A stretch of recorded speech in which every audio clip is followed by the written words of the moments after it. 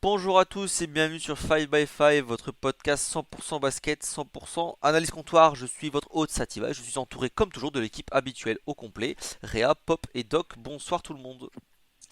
Salut. Ouais, Alors on est sur notre première émission en cours de saison puisque jusque-là on avait surtout discuté preview pendant de très longues heures.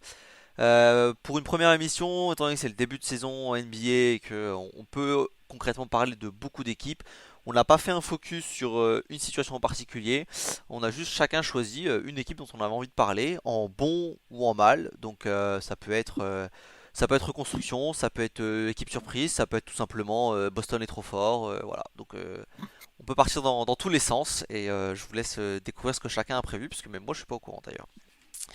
Donc voilà, comme on va parler de quatre équipes différentes, ça va prendre un peu de temps. Et comme on essaie de faire une émission un peu plus condensée pendant la saison régulière, et ben je propose qu'on perde vraiment pas trop de temps et qu'on entame tout de suite. Je vais donner la possibilité à Doc de parler en premier de la franchise dont il souhaite parler pour ce début de saison. Moi, sans surprise, je vais parler des Sixers, tout simplement parce que j'ai pas eu le temps, enfin, j'ai pas trop regardé les autres équipes encore. Donc, à partir de là, c'est compliqué. Mais c'est le bon moment aussi pour un point sur quand je les ai vus affronter d'autres équipes, notamment Celtics et Cavs. Je crois que je les avais mis troisième dans ma preview. Harden n'était pas encore tradé.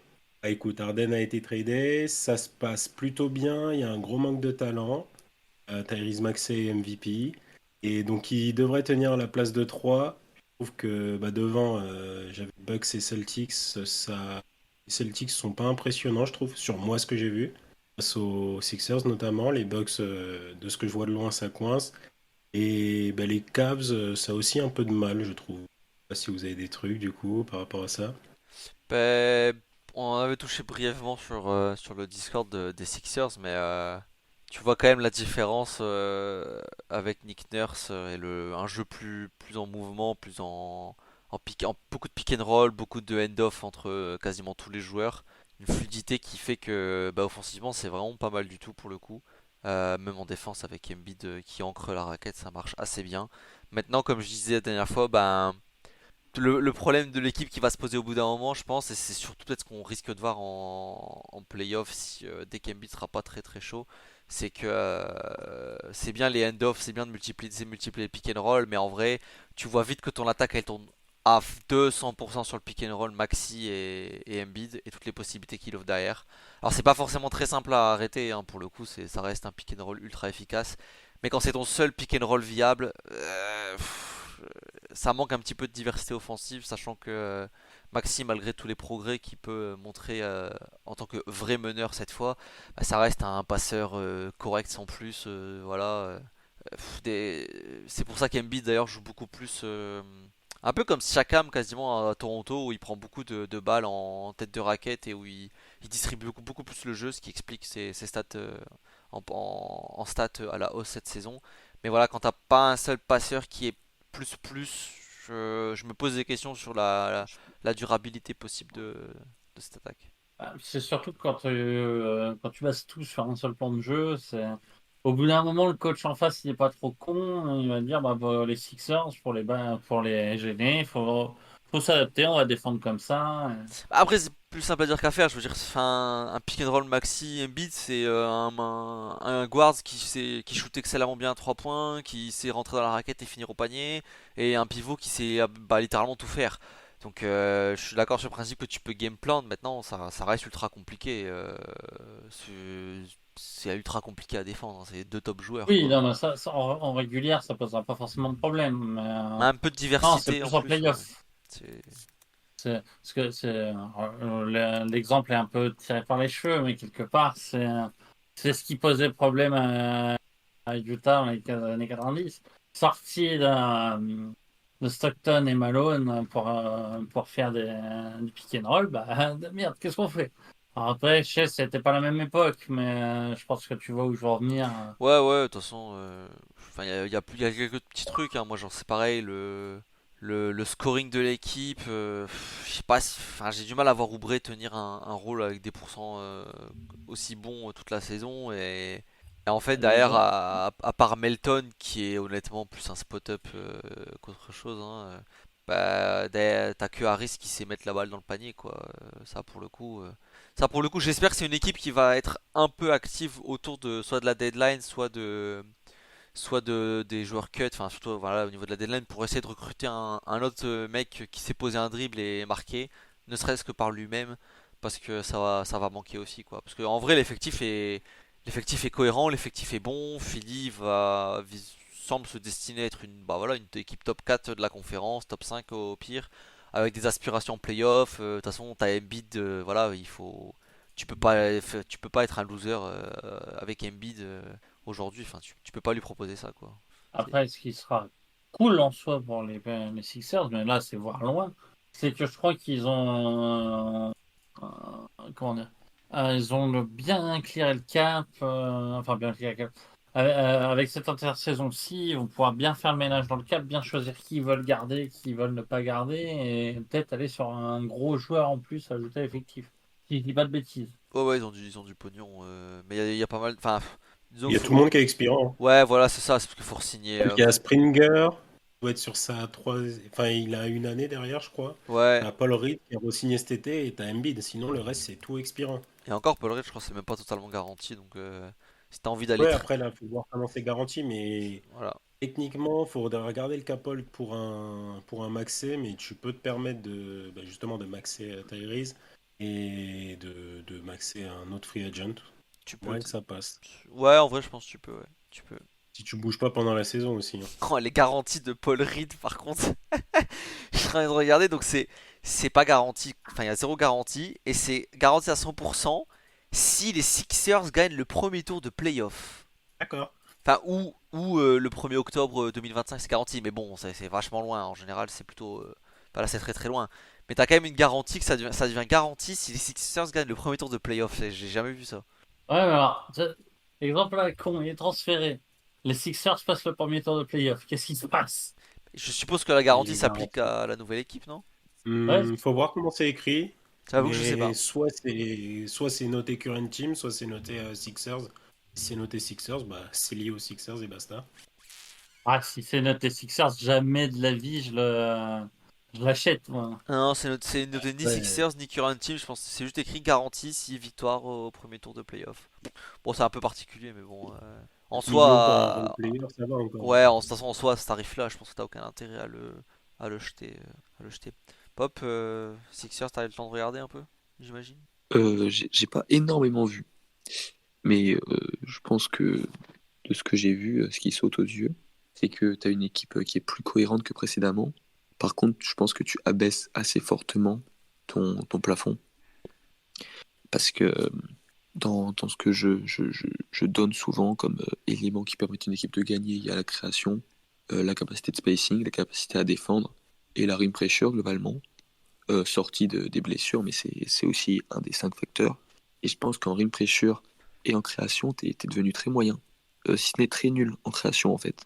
Je pense qu'il n'y a pas une équipe avec les mêmes aspirations que les Sixers qui a aussi peu de rim pressure. Par contre, tu t'assures une production minimale, plutôt élevée, je pense, parce que je peux dire, enfin, c'est un peu un poncif et j'aime pas trop être dans les poncifs, mais tout le monde tire dans le même sens, disons. Il y a moins de joueurs négatifs. Harden est un joueur, très peu de joueurs aussi négatifs que lui en fait. Il y a que des joueurs qui ont un apport certain. Et Maxi, bien sûr, c'est un joueur d'adresse, donc on peut pas dire certain, mais c'est un joueur dont tu es assez certain qu'il peut pas faire 8 pertes de balles et tirer à 6 sur 24. Et de ça, je pense qu'on fait le bilan de cette nouvelle équipe des Sixers, qui tourne une sacrée page quand même, c'est que tu augmentes assez fortement ton plancher et que tu abaisses en revanche ton plafond. Bah, d'où l'intérêt justement d'avoir un cap bien nettoyé pour pouvoir aller à la chasse à un joueur qui te permettra de réaugmenter ton plafond. En ça, par rapport à ça, moi je trouve que c'est intelligent. En vrai, Euh, Potentiellement sacrifier cette saison, mais avec une vision du futur. même cette année, t'as tellement de contrats Bah expirants ouais. que tu peux faire un deal, hein. C'est Oui, rien que. d'ailleurs. Enfin, tu lâches Maurice Batum Covington, si tu peux aller chercher n'importe qui dans la ligue, hein, en soi.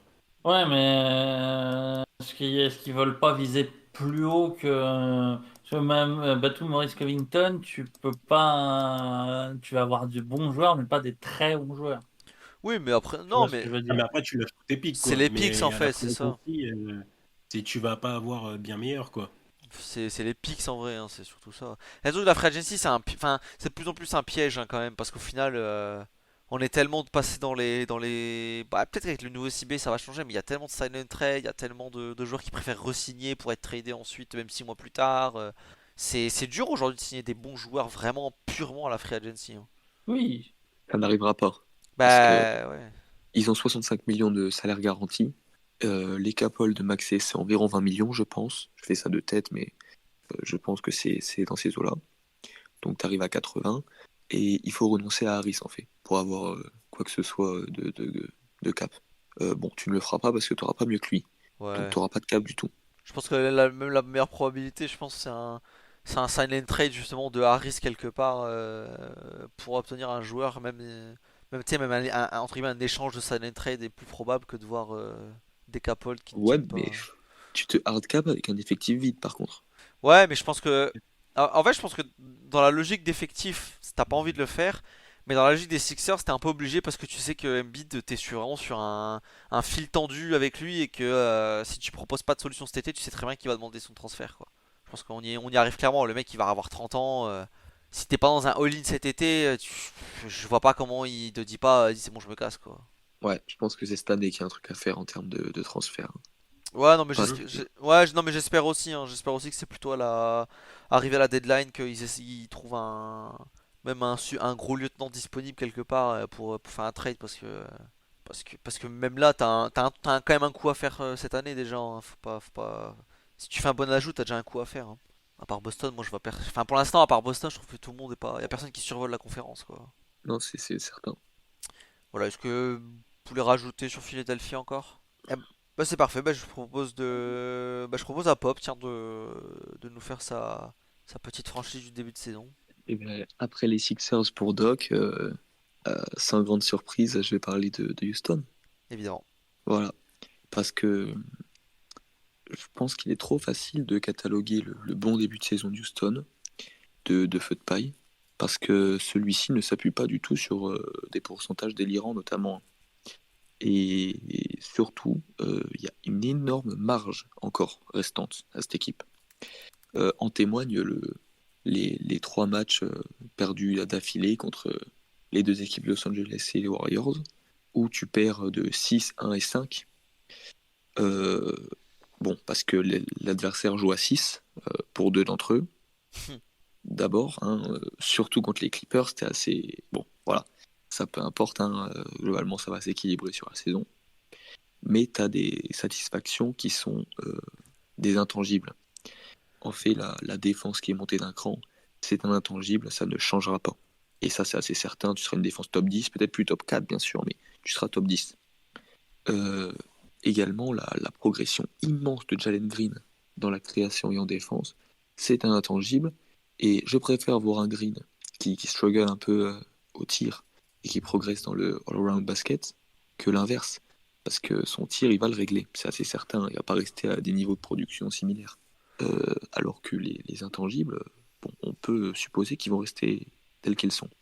Donc je pense que cette équipe, elle pose les premières bases d'une équipe victorieuse. Je pense que Ime Udoka est un coach immense. Et en fait, à part Dylan Brooks, je vois aucun joueur qui performe au-delà des attentes. Sengun, c'est le step attendu pour ceux qui regardent un peu Houston, je pense. Et Van Vliet, bon, Van Vliet est un peu au-delà des attentes aussi dans le playmaking notamment. Mais en dehors de ça, c'est très classique. Et ça, je pense que c'est une très bonne chose d'avoir des résultats collectifs supérieurs à ce qu'on attendait, avec des résultats individuels cohérents avec les attentes. Van Vliet, parce que j'étais surpris de son taux de steals qui était complètement en baisse par rapport à bah, sa norme en carrière, hein. Le mec est quasiment à 2 par match, je crois, il est même pas à 1 là. C'est quoi? C'est parce qu'il reach moins, il est moins dans l'interception ou il est juste il perd un step en défense ou je sais pas. Parce que j'ai pas trop vu Ouais, Houston, hein, donc moi je sais pas trop, je saurais pas trop te dire.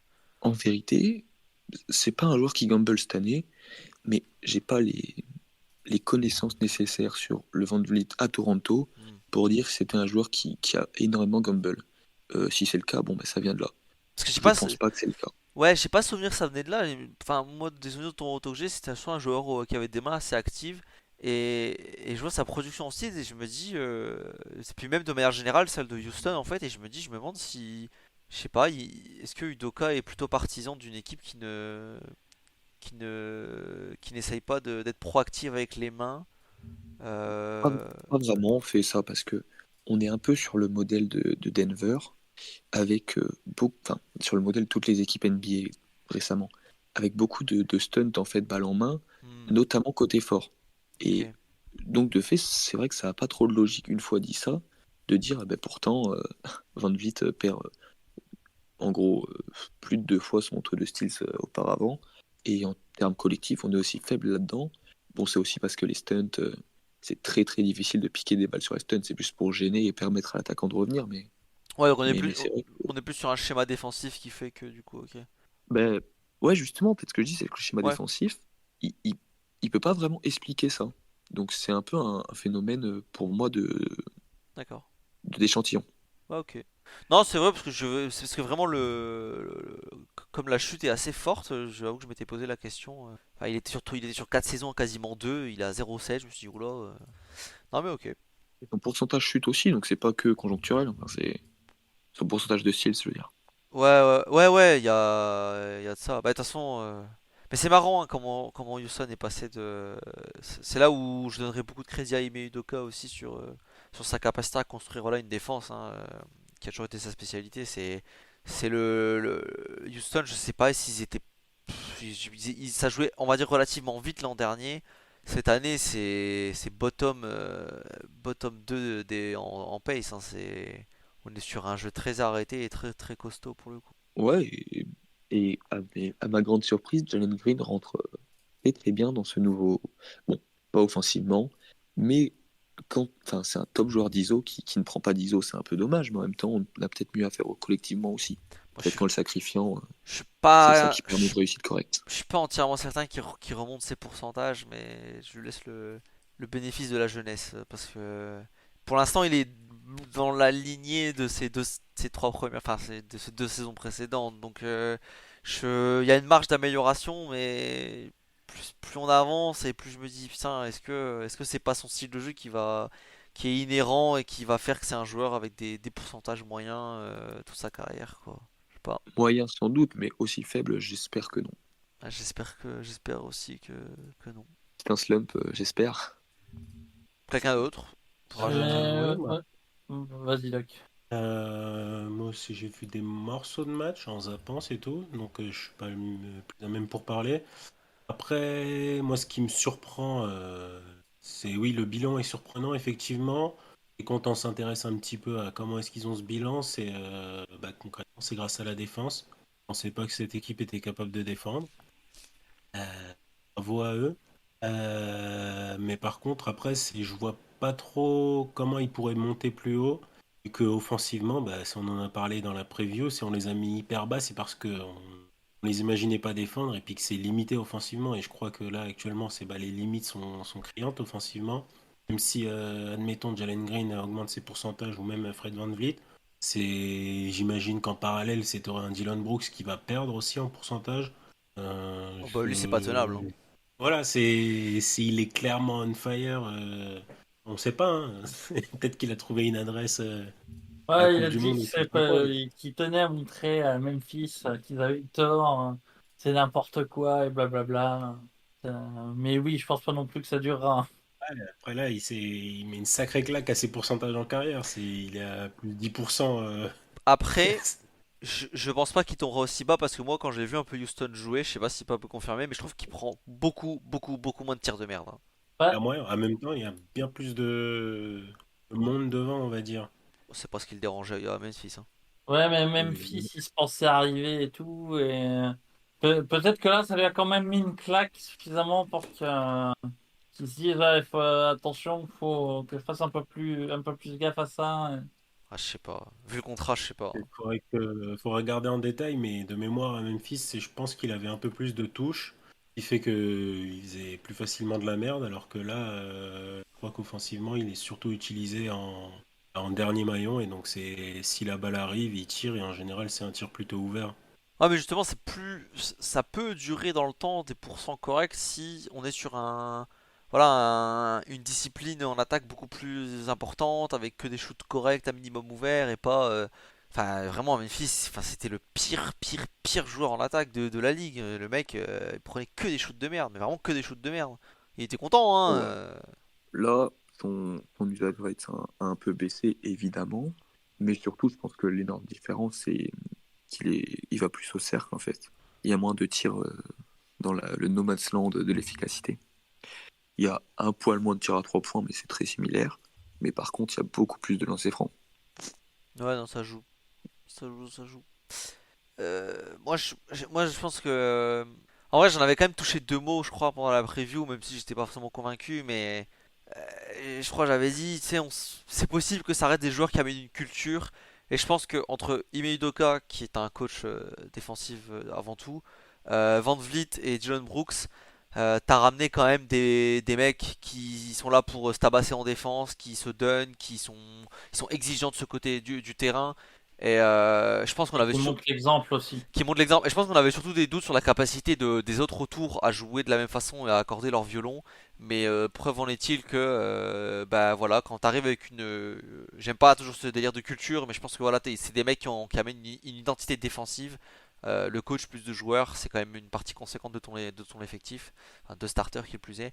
Et je pense que ça se traduit bien, surtout que t'as toujours eu des. Enfin, en vrai, c'est con, mais t'avais déjà de base des roleplayers qui pouvaient se donner. Enfin, Tari Eason, c'est un mec que je trouve vraiment super intéressant en défense. Jabari Smith Jr., il est pas non plus inintéressant.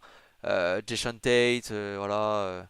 Puis même, t'as ramené ça, qu'il y a Jeff Green qui est arrivé. Voilà, c'est pareil, c'est un vétéran qui a de la bouteille, qui sait tout faire, qui se donne sur un parquet. Voilà, je pense que c'est des choses qui comptent et qui sont peut-être un peu trop sous-estimées, que même moi, je peux avoir tendance à un peu trop sous-estimer, mais qui ont visiblement ça a bien marché pour Houston quoi. Ils finiront pas très 14e, moi je vous le dis. Ouais. Voilà. Réa, tu peux je te laisse la piste, tu peux enchaîner. Ben, écoute, on parlait de Memphis, enfin, puisqu'on parlait de Dylan Brooks, on a parlé un petit peu de Memphis, et ben on va continuer.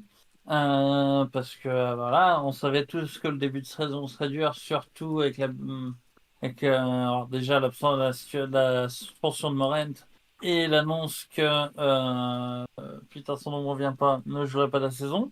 Adams. Adam, merci. Là, c'est carrément même. Mais je pensais qu'il serait 10, 11e, genre les Clippers ou les Warriors actuellement. Je pensais pas qu'il serait autant dans le dur.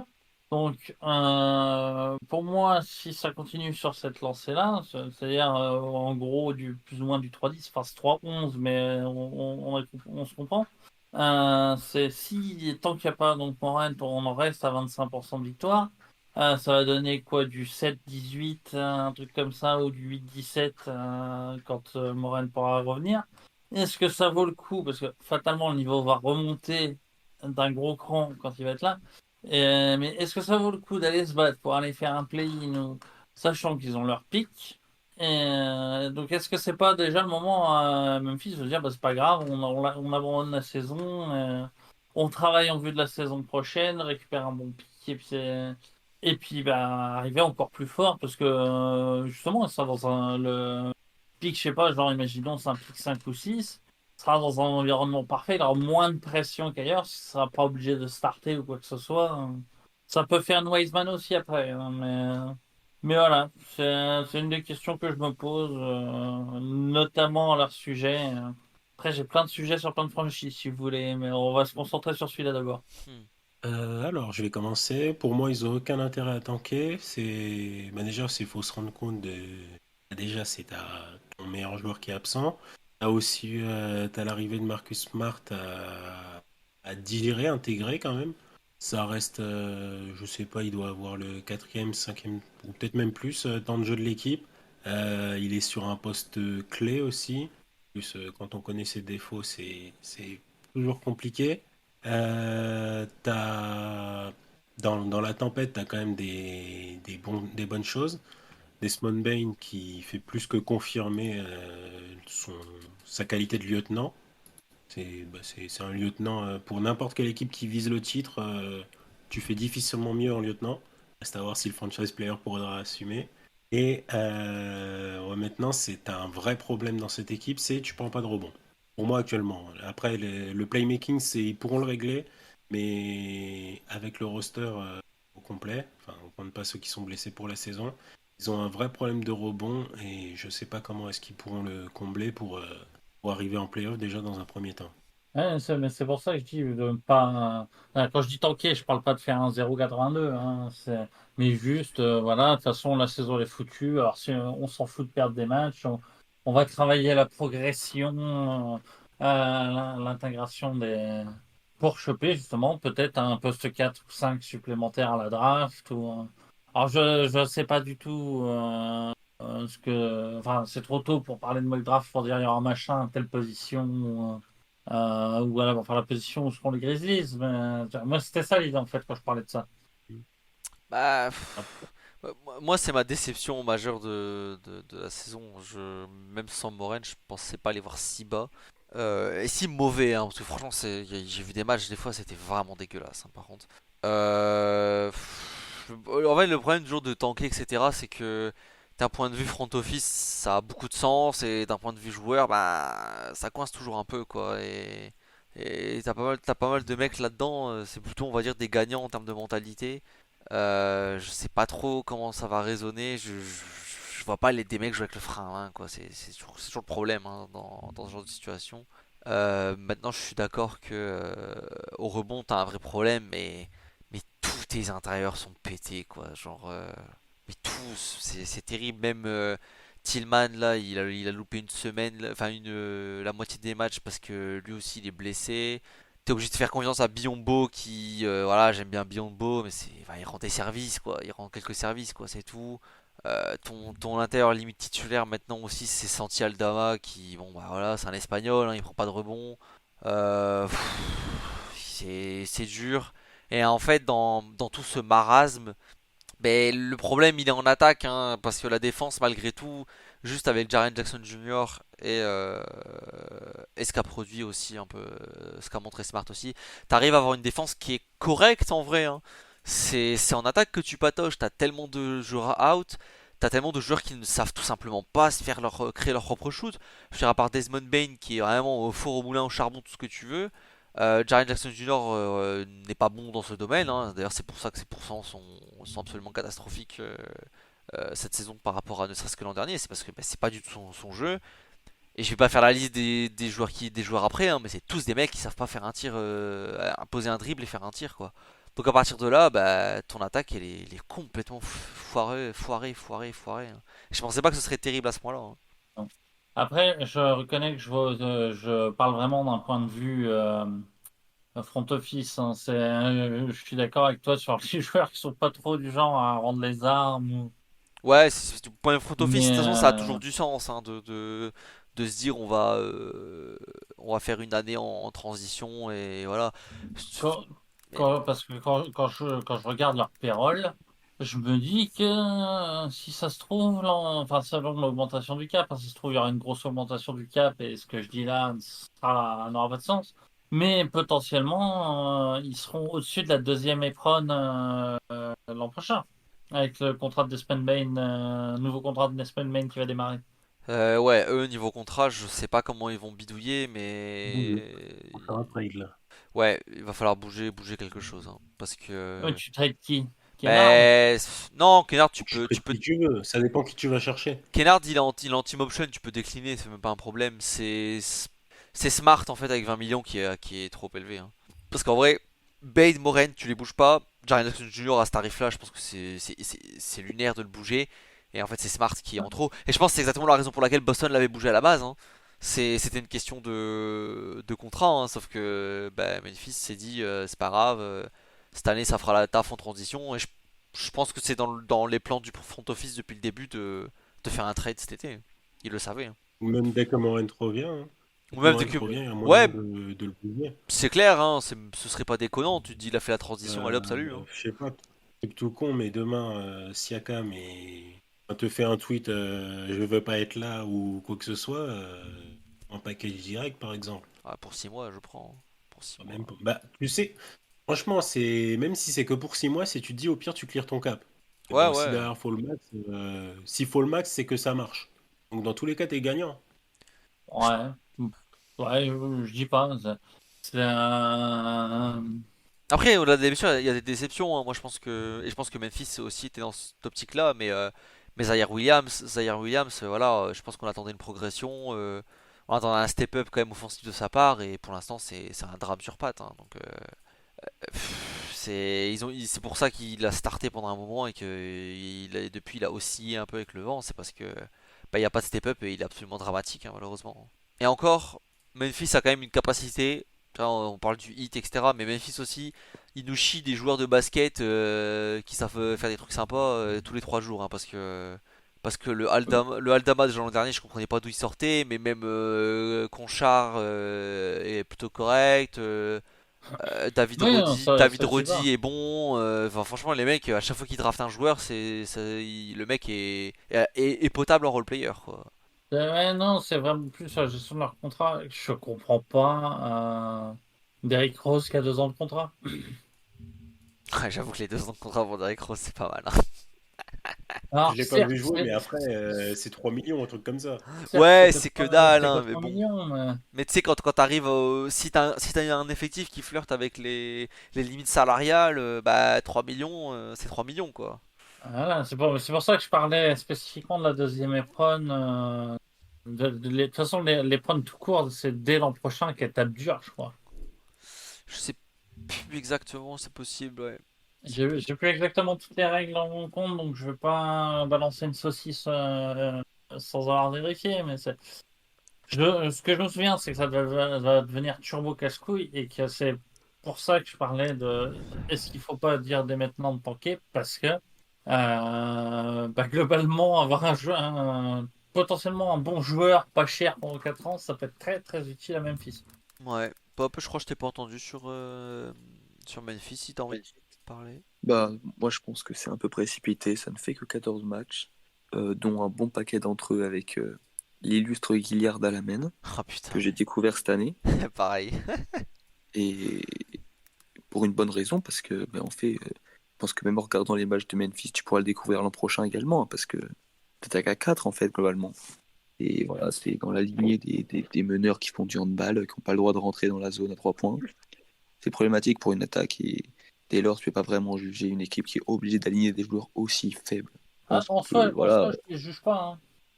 Ouais, C'est ouais, non, mais plus c'est pas ça que difficile je veux que dire, ce que c'est je que pensais, mais c'est sans Morant et si le remplaçant attitré se blesse, bah dès lors, c'est compliqué de rester correct, mais tu vas remonter, quoi. Tu seras pas en playoff a priori, tu as déjà pris beaucoup de retard, mais tu seras peut-être dans le play-in.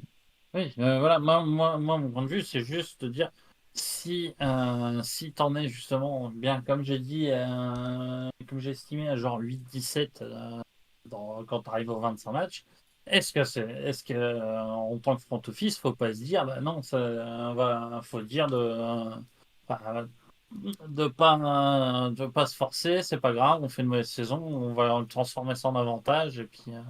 Par exemple, oui, comme vous disiez, chercher un bon trade pour Smart qui permettra de récupérer des bons trucs. Ouais, c'est possible.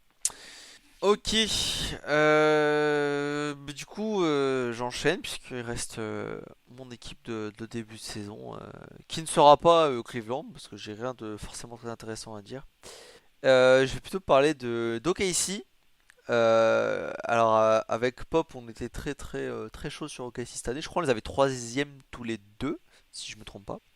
Et ben en fait, je suis tellement agréablement surpris de ce que je vois et tellement enjoué que je pense que ce sont de vrais contenders et que je vais limite parler de top 2 et de top 1 de conférence à ce rythme-là parce que c'est une équipe incroyable. Ce qu'apporte Chet Holmgren, bon, je me doutais que ce serait pas Peanuts, mais c'est assez conséquent d'avoir un pivot qui écarte le jeu, qui peut poser un dribble, qui ancre ta défense. Enfin, c'est, il va améliorer sa palette offensive avec le temps, mais ce qu'il propose déjà en étant entre guillemets rookie, c'est déjà assez vraiment impressionnant Bah, il a été un peu caché par Wemby, hein, évidemment, hein, entre la hype Wemby de la draft, entre le fait que il l'avait détruit en compétition U19, là je crois que c'était il y a 2 ans ou 3 ans. Voilà, ça avait un peu éteint Holmgren, on va dire, au niveau de la hype depuis, surtout qu'il s'est blessé un an, donc voilà. Mais le talent est bien là et il est frontrunner Rookie of the Year pour moi sans souci pour l'instant. Shai Gilgeous-Alexander est un top 5 joueur NBA, j'ai pas peur de le dire en tout cas. Il est absolument incroyable des deux côtés du terrain et s'il continue, j'espère qu'il va continuer d'améliorer son range un peu à 3 points, mais c'est assez impressionnant ce qu'il propose. Il est beaucoup trop fort en franchise player. Et voilà, et les role players sont là, hein. Je pense que c'était une question qu'on se posait aussi quand on avait parlé d'OKC, mais Jalen Williams est toujours aussi fort. Même le Lou Dort, pour l'instant, trouve toujours un rôle dans cet effectif, même si je pense que ça durera pas très longtemps. Josh Giddey, bon voilà, sans parler de ses affaires extra-sportives, même si statistiquement il est en baisse, en vrai il est toujours aussi important. Et en fait ce système, et c'est là où Chet débloque plein de trucs, c'est ce système où ils ont 4 guards, en fait littéralement, avec Dort, SGA, Giddey et Jalen Williams. Et c'est là que l'avantage d'avoir des guards aussi grands comme Shea et Giddey est incroyable. C'est qu'ils alignent 4 guards avec Chet en 5. Et en fait, tu as 4 joueurs qui sont capables de presque tout faire balle en main. Dort est un peu le point faible, mais genre entre Giddey, SGA et Williams, tu as 3 mecs qui sont capables de jouer pour eux-mêmes, de distribuer pour les autres.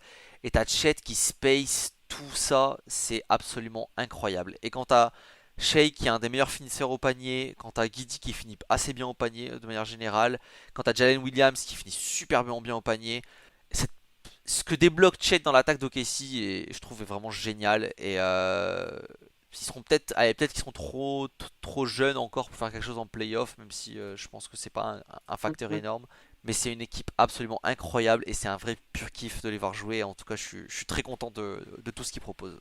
Écoute, je suis allé revoir le classement de mon PR.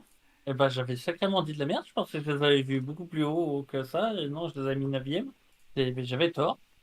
Euh, Maintenant, je pensais pas qu'Holmgren aurait un effet aussi direct. Je pensais que, tu vois, notamment, il y aurait de la mise en place Ouais, ouais, bien sûr. tactique, on va dire.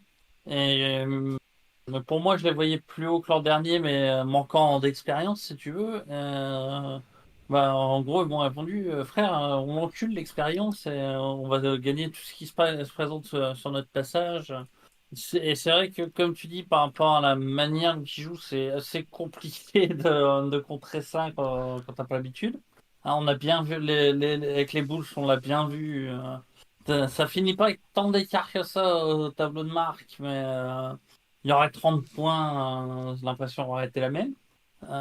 Et sur le peu que je les ai vus en dehors des autres matchs, ça m'a donné cette impression-là.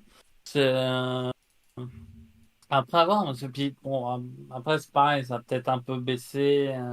Tu peux pas être toute une saison à fond, mais non, c'est cool pour eux. C'est cool pour eux. Il y a c'est plein de bons joueurs, que ce soit Shea ou Holmgren. C'est des joueurs que, franchement sympa à regarder. Donc puis c'est bien, c'est toujours bien d'avoir une petite surprise. Oui, je suis assez content pour eux. Ouais, je vais nuancer un peu. Bon, bien sûr, je les avais placés plus bas. Je les avais placés play-in. C'est sur l'acquis, je pense que leur qualité de défense, ça c'est bon, ça va pas bouger. Là-dessus, bah, la position de chat justement se passe bien et parce que ça c'est une constante. Après, sur l'aspect contender, moi, le point d'interrogation que j'ai encore, c'est que concrètement, les hommes forts de cette équipe, t'as pas de vrai shooter, on va dire. C'est. Attends. Ouais, c'est par exemple, tu vois, c'est une des équipes qui tente le moins de tirs à 3 points. Mais après, on va pas leur reprocher, puisque bah, ils sont dans les top attaques quand même, et ils ont le meilleur pourcentage à 3 points de la ligue jusqu'ici. Après c'est Donc à facile quel quand point. le seul mec qui en prend il est déjà à plus de 50% quoi. Ouais, voilà. À partir de là, ça aide beaucoup. Ouais, c'est franchement, c'est bah, l'apport d'Isaiah Joe, hein, bien sûr. Si on en avait parlé, c'est resté aux Sixers. Mais bon, Ouais. il vient, il joue 15-20 minutes, il artille à 3 points. Enfin, tu sais, c'est en gros ce qui n'est pas assez vu de match pour voir la physionomie exacte. Mais moi, comme je l'imagine, c'est cette équipe où on va dire t'as pas de shooter naturel. Si t'as besoin de te débloquer, tu fais rentrer Joe.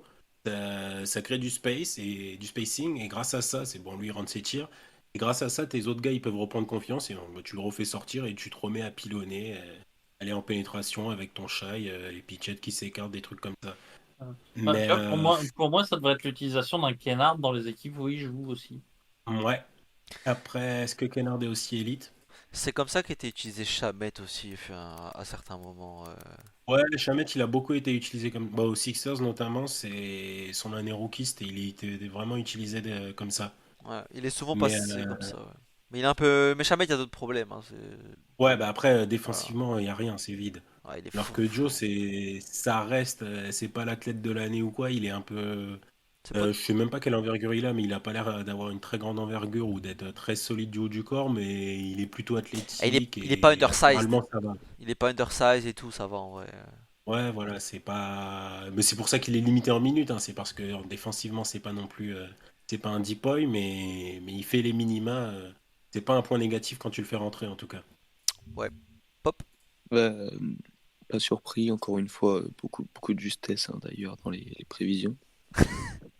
Euh, bon, en fait, ça s'est pas vraiment passé comme je pensais que ça allait se passer pour autant hein, dans la réalité des choses. Euh, J'imaginais notamment une attaque qui reste middle, donc entre 10 et 15, et une défense qui devient élite. La défense est devenue élite, le, le jump d'Oklahoma, surtout que l'attaque aussi est devenue élite. Et ça avait passé, comme tu le disais au début, le candidat au home court advantage, comme je le prédisais, à candidat au titre, en fait. Bon, pour autant, je pense pas que ça puisse rester ainsi, parce que je pense qu'il y a des pourcentages qui sont impossibles à garder. Je vois pas comment Shai peut rester à ce niveau démentiel. Je vois pas comment Holmgren peut rester à ce niveau démentiel. Je vois pas comment Dort peut rester un joueur de basket. Oh, il a déjà bien shooté. Et Ça fait 3-4 pardon? matchs, ça fait 3-4 matchs, il fait que des briques, t'inquiète. Ça, Oh, bah, j'espère. le, Ça fait le- longtemps que j'avais pas vu essuyer l'eau de la planche. ah bah le downfall a commencé hein, sur les 7 derniers matchs, c'est 34% au tir. Voilà. Voilà, Ça dans fait ces Ah, plaisir. mais eaux-là. ça les empêche pas de gagner quand Ça même. les a pas Donc, empêchés de gagner, mais c'est bon, il s'est remis à briquer. quelque part, c'est ça qui fait presque peur chez eux. Par contre, clairement pour moi, c'est même en regardant les mêmes pourcentages démentiels, c'est pas un candidat au titre pour cette année. Au mieux une Bah, demi. top attaque, top défense. Manque d'expérience, manque de. C'est pas sur le parquet C'est. l'expérience. Hein. Oui, on Hmm. s'en fout de ça, par contre, de l'expérience. Mais moi, je vois pas comment ils vont rester une top Ah, en attaque. playoff, ça joue hein, quand même. Ah bon? De savoir quand calmer le jeu, quand. C'est pas de Écoute, on va l'expérience, c'est du prendre un FI truc très basket. simple. Un Shai à la Coupe du Monde cet été, il a pas une grande expérience, il a roulé sur tout le monde. Je pense que ça peut jouer sur quelques rares moments clés Pour des matchs serrés, pas Circonstanciel. sur. assez circonstanciels. Ça peut aider hein, parce que voilà, tu peux succomber à une certaine pression du public malgré tout. Enfin, c'est une autre ambiance les playoffs. Mais bon, je trouve que c'est très situationnel en vrai. Genre, si tu mets 4-1 et que t'as roulé sur les matchs, en vrai, ça se passe comme en régulière quoi. Mais après, ça dépend ce que tu mets derrière contenders. Hein. C'est-à-dire que pour moi, des contenders, il n'y en a pas que deux par conférence. Hein. Je veux dire, mais aujourd'hui, Pour moi, ouais, non, moi, quand je parle de contenders, je parle vraiment des deux favoris au titre de la conférence, de chaque conférence. après, la conférence Ouest, moi plus ça avance, je veux Bon, bien, ils mais sont voilà. au-dessus de Minnesota pour moi. Hein. Ouais, pour moi aussi. Enfin, après, voilà, je pense que c'est peut-être aussi une histoire de terme. Mais voilà, imaginons qu'il reste sur le même truc. Je serais pas déçu s'il s'arrête en demi-finale. Moi, je pense que c'est C'est dans ce sens-là que je veux le dire. moi, je pense que c'est la deuxième équipe de la conf aujourd'hui. Hein. Sincèrement, Euh, Oh, pour moi, c'est la c'est la deuxième équipe de la conf. sur la forme du moment? Non, même de manière générale, de ce que j'ai vu depuis le début, ça va évoluer, j'imagine. Je veux dire, il y a des équipes Et que c'est qui j'espère. Juste qu'on soit d'accord, c'est qui ta première? Ah, Denver. Ça reste Denver, ok. Ouais, Bah ouais, parce mais que c'est dans ce cas-là, ce qu'ils font sans Murray, ça reste fort, hein, franchement. et dans ce cas-là, ah. c'est par rapport à un Dallas, par exemple. C'est Minnesota, je pense que il y a trop de problèmes dans la construction de l'effectif pour vraiment les voir plus haut. Mais Dallas qui propose une attaque haute tiers, une défense poubelle tiers. Bah, moi, c'est ça en fait. Et concrètement, Dallas, la défense, pour moi, à partir du moment où il est lâché comme ça, enfin, je peux pas les mettre au-dessus quoi. À Dallas, il leur faudra un vrai ouais. coach déjà. Ouais, en fait, c'est simple. Dallas, je peux pas les mettre au-dessus. parce que la défense est trop mauvaise. Minnesota, j'aime bien, mais je peux pas mettre ça au-dessus d'OKC pour moi. Et après, derrière, ben, Phoenix montre des lacunes inévitables. Les Lakers Phoenix, ouais, c'est un vrai match, c'est normal. les Lakers ont des lacunes aussi qui sont assez présentes pour l'instant.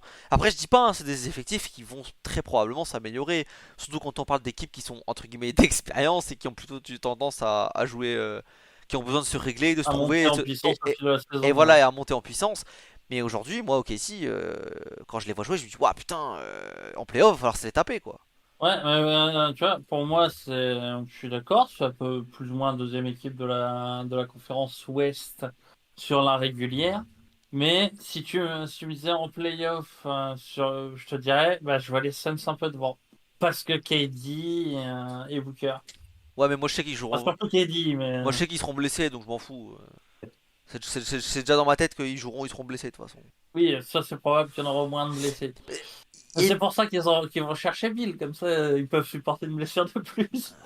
moi, je sais pas, je m'en vois peut-être trop, mais il y a tellement une progression interne qui est possible encore cette saison. Enfin, tu peux te dire que des mecs comme Chet, etc., ils vont pas tenir leur pourcent, ce qui est entendable, hein, même si je suis pas certain que ce soit pas tenable, honnêtement.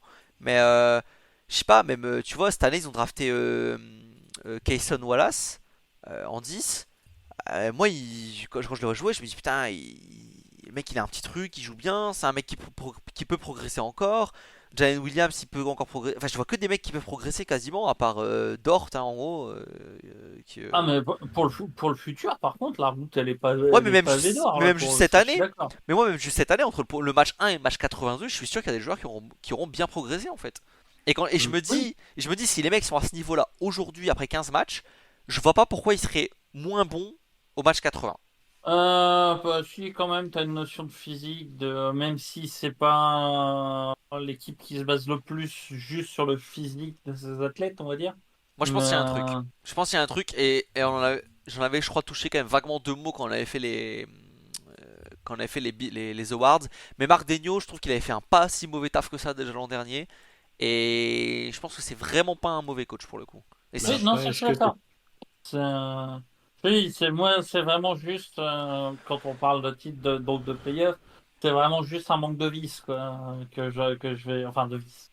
ok, T'as pas le vis à 20 ans que t'as à 35 ou 40 ans, quoi. ok. Mais sur le fait de c'est la deuxième équipe de la conf, oui, je suis assez d'accord avec ça.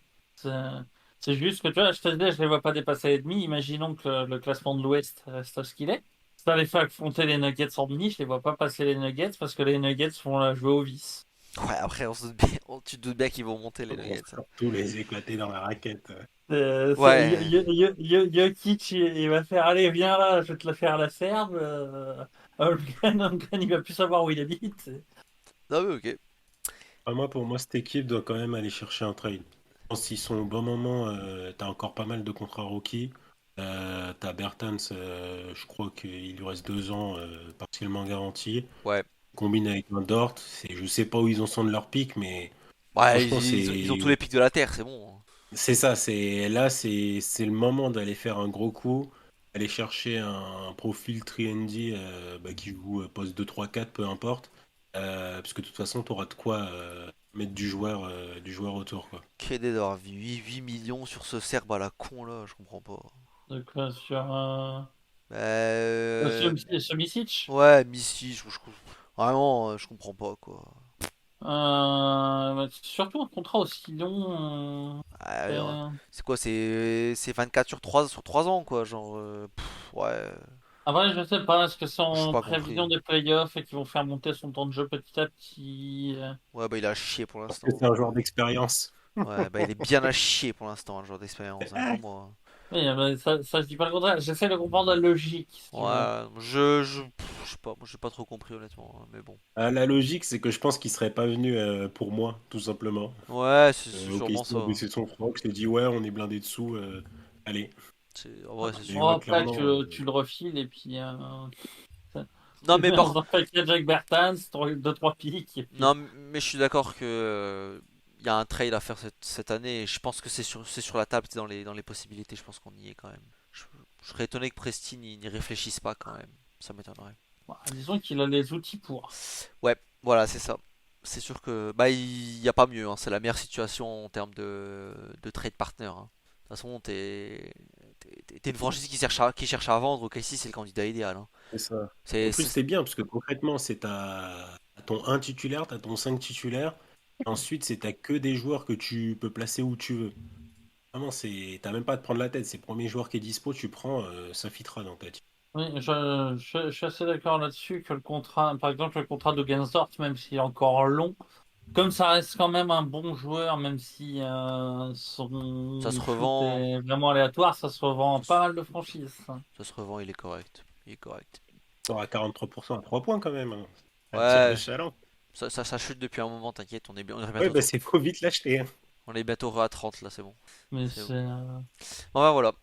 Je vais quand même en profiter pour clore parce que ça fait un petit moment qu'on discute et l'horloge tourne.